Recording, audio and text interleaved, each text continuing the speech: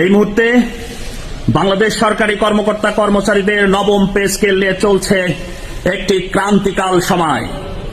এই প্রেক্ষাপটে আমি তারেক জিয়া সাহেবকে বিনয়ের সাথে বলতে চাই, আপনি কিন্তু সাধারণ কেউ নন। আপনি শহীদ প্রেসিডেন্ট জিয়াউর রহমানের সন্তান, সাবেক বাংলাদেশের 3 বারের প্রধানমন্ত্রী, মাদার অফ ডেমোক্রেসি, বিভিন্ন আন্দোলন সংগ্রামে যিনি ছিলেন আপসহীন নেত্রী বেগম খালেদা জিয়ার সন্তান।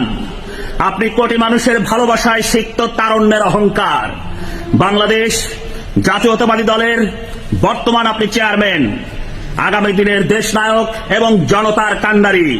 আপনার কাছে বিনীতভাবে খোলা আবেদন এবং খোলা ভিডিও বার্তায় যা বলতে চাই, আপনি জানেন এই সরকার বরাবর বাংলাদেশের 22 লক্ষ কর্মচারী ইতিমধ্যেই পে স্কেলের যে আবেদনটি করেছেন, বারবার এই সরকারের নিকট দাবি উত্থাপিত হলেও সরকার এ পর্যন্ত কমিশন গঠন করলেও যৌক্তিক কোনো সুরাহা দিতে পারেন নাই।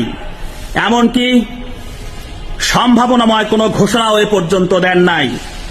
এই প্রেক্ষিতে আগামী 12 ফেব্রুয়ারি 2026 সালে ত্রয়োদশ জাতীয় সংসদ নির্বাচন হতে যাচ্ছে।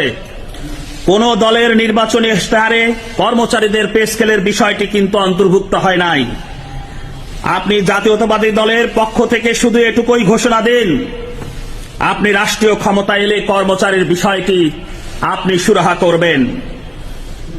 তাহলে সরকারি কর্মচারী 22 লক্ষ কর্মচারী, প্রায় 3 কোটি ভোটার রয়েছে।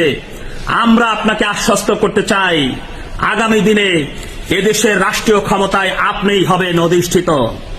ইতিমধ্যেই আপনি দেখেছেন 25শে ডিসেম্বর আপনার প্রত্যাবর্তন দিবসে দেশের আপামর জনসাধারণ বাঁধ ভাঙা ঢেউ গণজোয়ার হয়েছিল শুধু এক নজর আপনাকে দেখার জন্য।